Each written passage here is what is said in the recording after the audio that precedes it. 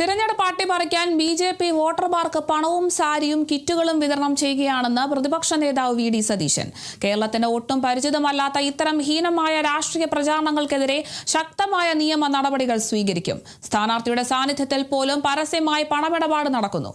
മറ്റു പാർട്ടികൾ കലാശക്കൊട്ടിന്റെ ആവേശത്തിലായിരുന്നപ്പോൾ ബി.ജെ.പി. പ്രവർത്തകർ രഹസ്യമായി വോട്ടർമാരെ കണ്ട് സാരിയും മറ്റു സാധനങ്ങളും നൽകി വോട്ടർമാരെ സ്വാധീനിക്കാൻ ശ്രമിക്കുകയായിരുന്നു.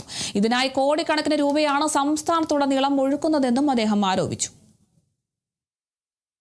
തെരഞ്ഞെടുപ്പിന് തൊട്ടുമുമ്പ് ബി.ജെ.പിയും സി.പി.എമ്മും ഹീനമായ രാഷ്ട്രീയ പ്രചരണങ്ങൾ നടത്തിയും വോട്ടർമാരെ സ്വാധീനിക്കാൻ പണവും കിറ്റുകളും ഒക്കെ കൈമാറിയിട്ടുള്ള വ്യാപകമായ ശ്രമങ്ങളാണ് നടക്കുന്നത്.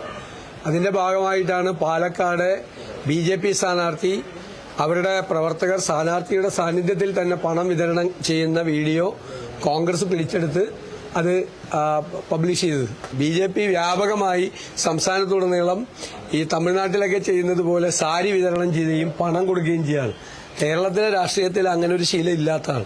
പുതിയ ശീലത്തിലാണ് ബി.ജെ.പി. തുടക്കം കുറിച്ചിരിക്കുന്നത്. ഈ പുതിയൊരു രാഷ്ട്രീയ ശീലത്തിലാണ്. ഒരു കാരണവശാലും തെരഞ്ഞെടുപ്പ് കാലത്ത് ഇങ്ങനെ ചെയ്യാറില്ല.